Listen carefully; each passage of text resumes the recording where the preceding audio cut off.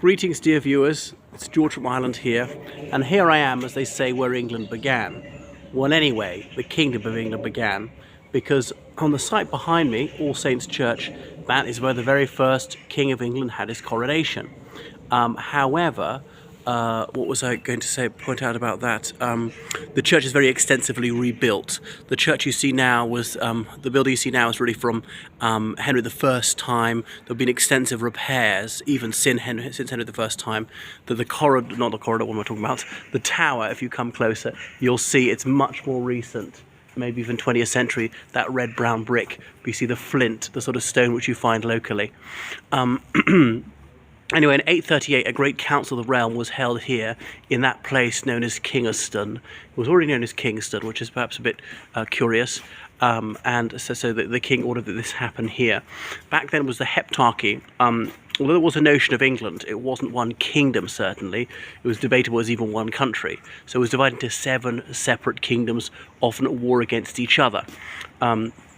Anyway, and eventually it was Athelstan was crowned here in 925 AD, the first king of England. But he came from the House of Wessex, those who ruled sort of south-central England, the West Saxons as they were, who'd come from what's now Germany, maybe the Netherlands and Denmark in the early 5th century AD, just when the Romans were being pushed out.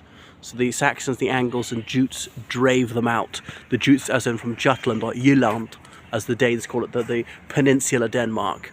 And the Saxons, obviously in Germany, there's Saxony, Saxony-Anhalt, Lower Saxony to this day. And indeed the original England is a peninsula in northeast Germany, close to the Danish border, was Anglia. Take Anglia, put it together with land, you've got England and so on. It's not till about 725 AD that the Venerable Bede, that monk from Jarrow, wrote an ecclesiastical history of the English people.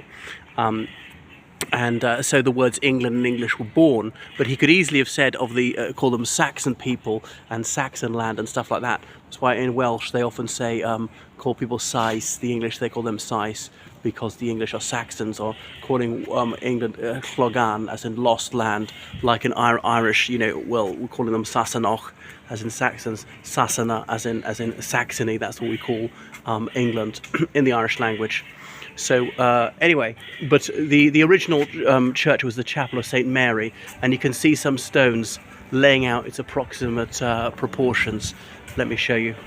So we come over here. It was a nice quiet day without too many people around to interrupt us. Yeah, and this bit here says that was the approximate site of the altar of that Chapel of St. Mary, and that's where he would have been crowned, Athelstan, in 925 AD. So perhaps I should have had my ugly mug in it, had the camera the other way, but you can't switch it around, it's not a YouTube video. This marks the site of the east wall of the Saxon Church of St. Mary, partly rebuilt in 1936 with its own stones. The wall was 25 foot long and 2 foot 6 inches thick. So there we go. Okay, so here it is, and then you can see some headstones around the edge of the churchyard, a little tomb there for some distinguished personage, and perhaps you see the flint that I'm talking about. So it's very historically significant.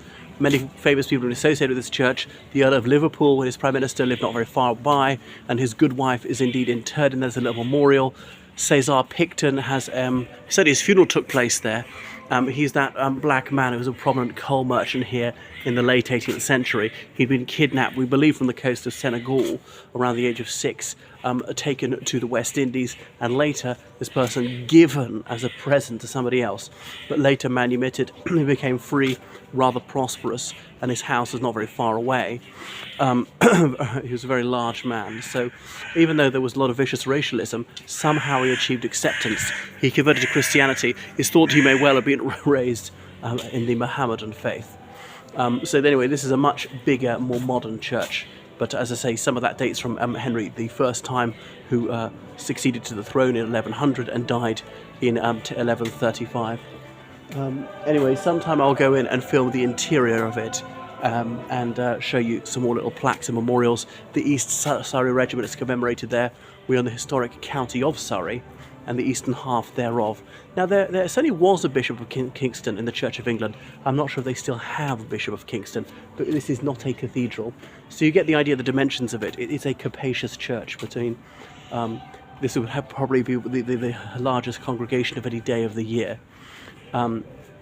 Anyway, so Kingston is a very historic spot, and there's some etymological debate. Does Kingston take its derivation from King's Town or King's Stone? There was a stone upon which those Anglo-Saxon kings were crowned, and the Seven Kings Road, you can see the big stone outside the new town hall. So I'm not quite sure what the correct explanation is for it. Anyway, because the Danes had invaded around about 870 AD, land on the eastern coast of England, and the Anglo-Saxons fight against them. The Anglo-Saxons obviously forgetting they'd come from roughly the same place about 450 years earlier. But 450 years is a long time, you know, a bit like, so, you know, white Americans haven't been in what's now the USA for even 400 years. And if some people from Europe invaded them, they said, oh, this is outrageous, you're different. But yeah, so I can't blame the Anglo-Saxons for saying, oh, this is our country, we're not having them. And they'd pushed out some of the ancient Britons to the north, to the west, to the southwest, to the south, across the English Channel to Brittany. Some of the ancient Britons fled to Ireland, to Wales, and there's the Cambrian Mountains in Wales, there's Cumbria, northwest England, north to Scotland, and so on.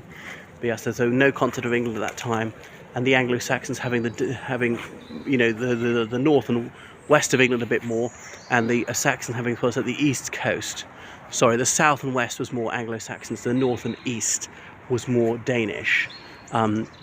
And the Danes obviously were eventually defeated by what's his name, Alfred the Great, the father of the English Navy, born at Wantage in Oxfordshire. You can see his statuary monument there. Sorry, statuary monument. Not thinking law too much. And what else about fighting the Danes? Yeah, eventually they converted to the Christian faith, but they founded many of the cities of eastern England. But the Danes had London for a long time, and this is as close to London as they could get for their coronation, the kings of England. But remember, the capital of Wessex had been Winchester, which is well into the Middle Ages was a very significant city. It's a small city now with only 45,000 people in deepest Hampshire. That's where the royal treasury is kept in medieval times as well.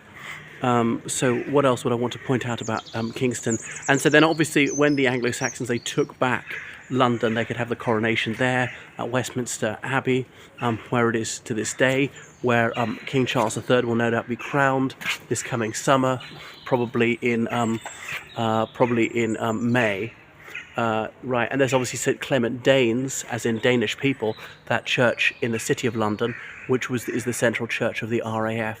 So I hope you enjoyed my video. That's just a little bit about Kingston and the foundation of the Kingdom of England. So please subscribe on Patreon and donate on PayPal. Thank you very much for your donation yesterday, someone. Goodbye.